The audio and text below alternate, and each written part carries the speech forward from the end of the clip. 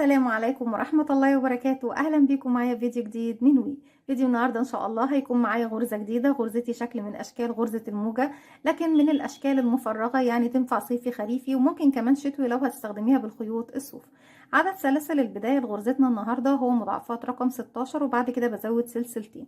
طيب نقدر نستخدمها في إيه؟ نقدر نستخدمها في الملابس أو في المفروشات. لو هتستخدميها في الملابس تقدري تعملي منها شال مستطيل أو سكارف، او يعني كوفيه خفيفه كده، بس هتكون صيفي زي ما قلت لكم. وممكن نعمل منها بلوزه او كارديجان او فستان، يعني سهله جدا وبسيطه، وهنشوفها مع بعض النهارده. طيب لو هندخلها في المفروشات، وكتير من البنات طلبوا مني يا رندا لو سمحت ممكن تعمل لنا بعض الغرز او كتير من الغرز اللي تنفع نعملها مفرش سفر او مفرش سرير او ستاره، بس تكون قطعه واحده بدون ما تكون مربعات او بدون تشبيك خالص. غرزتنا النهارده طبعا تصلح ان احنا نعملها مفرش سفره او مفرش سرير او ستاره، كمان بتكون في منتهى الجمال والروعه. هستخدم معاكم خيط صوف متوسط السمك مع ابره رقم 3.5 ملم، لكن طبعا انتوا تقدروا تستخدموا خيوط قطن او خيوط صوف او حرير او اي نوع خيط انتوا حابين تستخدموه للقطع اللي انتوا هتنتجوها. اتمنى الفيديو بتاعي النهارده ينول اعجابكم، ولا تنسوا اذا عجبكم الفيديو تعملوا لي لايك وشير وسبسكرايب، وكمان فعلوا زرار الجرس عشان دايما يوصلكم مني كل جديد. بسم الله الرحمن الرحيم. نبتدي نشتغل باللون الاصفر.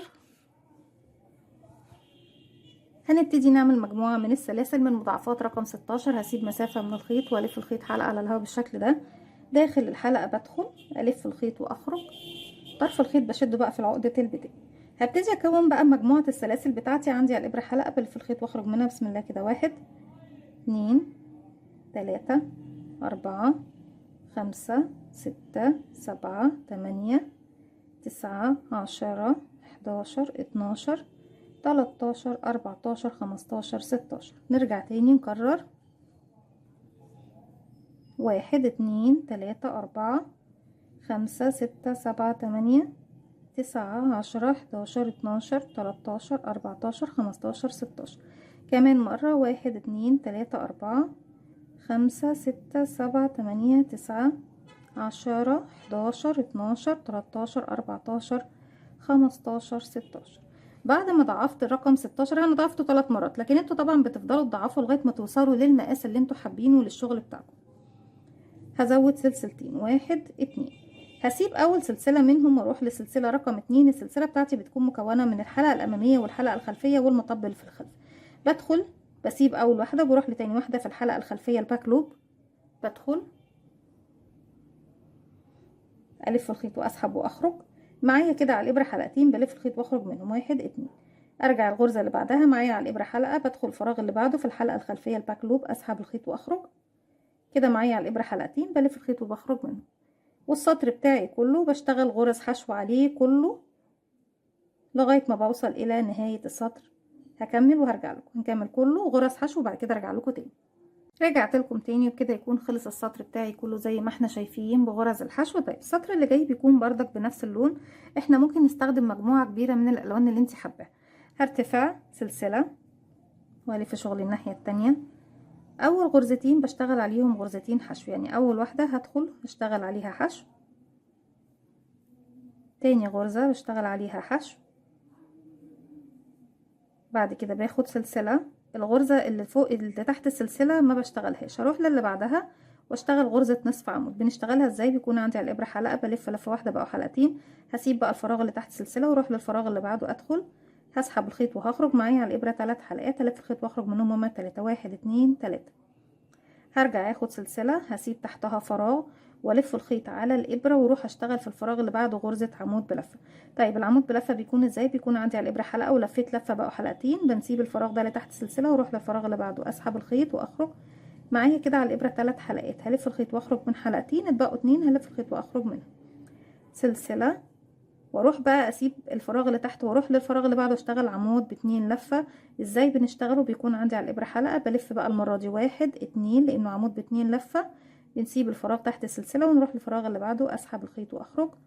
معايا على الابره 4 حلقات بلف الخيط واخرج من حلقتين، اتبقوا 3 الف الخيط واخرج من حلقتين، اتبقوا 2 هلف الخيط واخرج منه. باخد سلسله مسافه وبلف الخيط 1 2 لاني هشتغل عمود ب2 لفه كمان، بس فين؟ بسيب الفراغ اللي تحت السلسله واروح للفراغ اللي بعده واشتغل.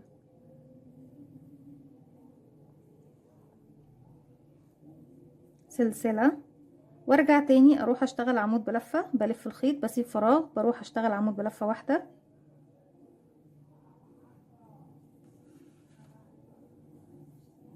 اخد سلسلة والف الخيط على الابرة، اسيب فراغ واروح اشتغل نصف عمود،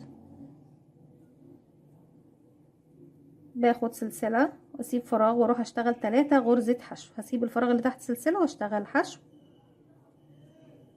حشو حشو. ارجع تاني اكرر زي ما احنا كنا ماشيين هنا يا بنات. احنا طبعا اشتغلنا 2 حشو، لكن هنا اشتغلنا 3 حشو. هاخد سلسلة، هسيب فراغ واروح اشتغل نصف عمود في الفراغ اللي بعده، سلسلة بسيب تحتها فراغ واروح اشتغل عمود بلفة واحدة، سلسلة هسيب فراغ واروح اشتغل عمود باتنين لفة، 1 2 3 مرات، بلف الخيط واخرج من حلقتين، هسيب فراغ وباخد سلسلة طبعا ما بين كل غرزة والتانية، سلسلة من فوق بسيب تحتها فراغ، هلف الخيط مرتين واروح للفراغ اللي بعده واشتغل عمود باتنين لفة تاني، سلسلة لف الخيط مرة واحدة لانه اللي جاي عمود بلفة واحدة، تحت السلسلة دايما بسيب فراغ واروح اشتغل في اللي بعده، عمود بلفة واحدة، سلسلة بسيب فراغ واروح اشتغل نصف عمود، سلسلة 1 بسيب طبعا تحتها فراغ وبروح اشتغل 1 2 3 غرزة حشو، 1 2 3، وبكرر بقى الخطوات اللي احنا عملناها في المرحلتين اللي احنا عملناهم دول وارجع لكم تاني. رجعت لكم تاني في نهاية السطر بتاعي بعد اخر غرزة نصف عمود، باخد سلسلة وبسيب تحتها فراغ وبروح اشتغل اخر غرزتين حشو زي ما ببتدي زي ما بختم السطر بتاعي، 1 واخر غرزة عندي جاية بكيرف مايل، ما ننساهاش دايما عشان في بنات بتنسى المكان بتاعها لان هي بتكون جاية بكيرف ايه ساقط كده ومايل، ما بناخدش بالنا من مكانها. طيب زي ما احنا شايفين بيكون كده السطر رقم 2 خلص، برتفع بقى سلسلة واحدة بس وبلف شغل الناحية التانية، وفوق كل غرزة هتقابلني من الغرز دي كلها هشتغل غرزة حشو. اول واحدة اهي بشتغل فوقيها حشو، وتاني واحدة هيقابلني سلسلة بشتغل من فوقيها حشو، غرزة النصف عمود اهي بنشتغل من فوقيها حشو، سلسلة فوقيها حشو، وغرزة العمود بلفة فوقيها حشو، وكل فراغ بيقابلني بشتغل فوقيه غرزة حشو لغاية ما بوصل لنهاية السطر بتاعي، بكمل السطر بتاعي كله بغرز الحشو وارجع. رجعت لكم تاني وفاضلي اخر غرزة نشتغلها مع بعض عشان نبتدي نغير اللون للون جديد. بيكون معايا على الابرة حلقة، بدخل فراغي اسحب الخيط واخرج، لو هكمل القطعة بتاعتي كلها بنفس اللون بسحب بنفس اللون، لو مش هكمل بنفس اللون هسيب اللون خلاص بقى دوت، وابتدي اجيب اللون الجديد، بلف حلقة على الهواء بالشكل ده وبدخل فيها الفها والف الخيط واخرج منها واقفل عقدة بداية.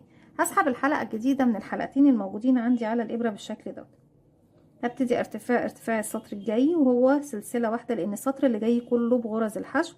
باخد الخيط اللي هسحبه معايا، سواء الخيط ده لو هتشتغلي بيه تاني هسحبه معايا الناحية التانية، او لو هتاخدي خيط البداية دوت عشان نخفيه تحت الغرز بتاعتنا في ظهر حرف الفي.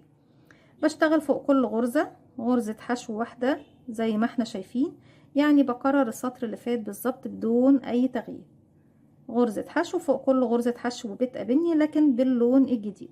وزي ما قلت لكم احنا نقدر نشتغل الشال او السكارف او الفستان او المفرش او اي حاجة بنشتغلها باكتر من لون، وفي كل مرة او في كل مرحلة بنشتغل بلون جديد. هكمل بقى السطر بتاعي كله بغرز الحشو زي ما احنا شايفين لغاية النهاية وارجع لكم نكمل مع بعض. رجعت لكم تاني بكده يكون السطر بتاعي خلص، وعاوزة اقول لكم تغيير اللون بالنسبة لي بغيره كل 3 سطور، يعني في كل 3 سطور بتشتغليها بلون وبعد كده في الرابع بتبتدي تغيري اللون الجديد. طيب السطر الجديد هنبتدي نشتغل بنفس طريقة الارتفاعات اللي احنا عملناها في السطر اللي هو رقم 2، لكن مع تغيير الاماكن. هنشوف دلوقتي يعني ايه الكلام اللي انا بقوله.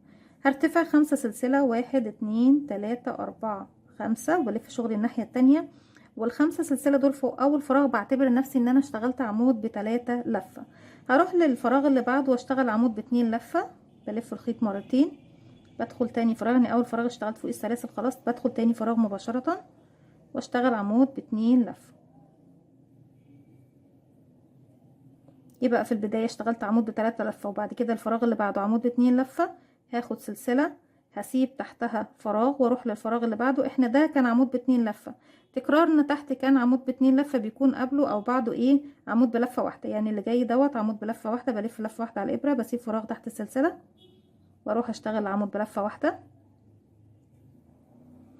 سلسلة، بسيب تحتها فراغ واروح اشتغل نصف عمود، سلسلة، بسيب فراغ واروح اشتغل 3 حشو. هنسيب الفراغ ده تحت السلسلة ونروح نشتغل 1 2 3 حشو، سلسلة، وارجع تاني بقى اكرر زي تحت، اسيب فراغ واشتغل نصف عمود، سلسلة، نسيب فراغ ونشتغل عمود بلفة، سلسلة، نسيب فراغ ونروح نشتغل عمود ب2 لفة، سلسلة، نسيب فراغ ونروح نشتغل عمود ب2 لفة تاني، سلسلة، وعمود بلفة بعد ما بسيب الفراغ اللي تحت اللي قبله، سلسلة، نسيب فراغ ونروح نشتغل نصف عمود، سلسلة، بسيب تحتها فراغ واروح اشتغل 3 غرزة حشو، 1 2 3، وبكرر بنفس الطريقة زي ما احنا شايفين. بصوا بقى ده اللي انا قصدته، ان انا تحت كان عندي ايه الموجة بتاعتي مكان النصف عمود والعمود بلفة والعمودين ب2 لفة وهكذا عمود بلفة نصف عمود كان هنا، دلوقتي بقى فوقيه مكان الحشو، وبقى عندي مكان الحشو هنا بقى فوقيه هو الفراغ بتاع الموجة بتاعتي. وبكرر بقى بنفس الطريقة اللي احنا ماشيينها، سلسلة نصف عمود، سلسلة عمود بلفة، سلسلة عمود ب2 لفة، سلسلة عمود ب2 لفة، سلسلة عمود بلفة، سلسلة نصف عمود، سلسلة 3 حشو. وفي النهاية خالص هنبص نلاقي نفسنا زي البداية. في النهاية هنلاقي عندك سلسلة نصف عمود، سلسلة عمود بلفة، سلسلة عمود ب2 لفة، بعد العمود ب2 لفة باخد عمود ب3 لفة على طول، لاني بكون وصلت لنهاية السطر. هكمل وارجع لكم نشتغل العمود ب3 لفة مع بعض. رجعت لكم تاني في نهاية السطر بتاعي بعد ما خلصت العمود ب2 لفة زي ما احنا شايفين. هلف بقى 1 2 3، هدخل الفراغ الاخير، اسحب الخيط واخرج. معايا كده على الابرة كام حلقة؟ 1 2 3 4 5، الحلقة الاساسية والثلاث لفات اللي لفيناهم واللفة اللي دخلت سحبتها زي ما احنا شايفين. هلف الخيط واخرج من حلقتين، بقوا كام؟ 4. هلف الخيط واخرج من حلقتين، اتبقوا 3. هلف الخيط واخرج من حلقتين، اتبقوا 2. هلف الخيط واخرج من حلقتين. بكده بيكون انتهى معايا السطر بتاعي زي ما احنا شايفين. هرجع اكرر السطر اللي جاي كله بغرزة الحشو، يعني برتفع سلسلة وبلف شغل الناحية التانية، وفوق كل فراغ بيقابلني بما فيهم طبعا الفراغ الاول بشتغل غرزة حشو فوق كل غرزة حشو بتقابلني لغاية طبعا ما بوصل الى نهاية السطر. اشتغلت فوق العمود ب2 لفة والعمود 3 لفة والعمود ب2 لفة، هروح فوق السلسلة واشتغل حشو، فوق العمود واشتغل حشو، فوق السلسلة حشو، فوق النصف عمود بشتغل حشو، فوق السلسلة حشو، بلاقي غرز الحشو التلاتة، 1 2 3، بعد منهم سلسلة، وهكذا. طبعا بكمل بقى السطر بتاعي كله بغرز الحشو، وبعد كده ارجع لكم نكمل مع بعض. رجعت لكم تاني في نهاية السطر بتاعي. نبتدي نغير اللون للون جديد، وممكن على فكرة بدل ما نشتغل بمجموعة الوان نشتغل بخيط واحد بس، ويكون خيط شنجاه ملون، يعني فيه اكتر من لون بس من غير ما نغير ايه في السطور.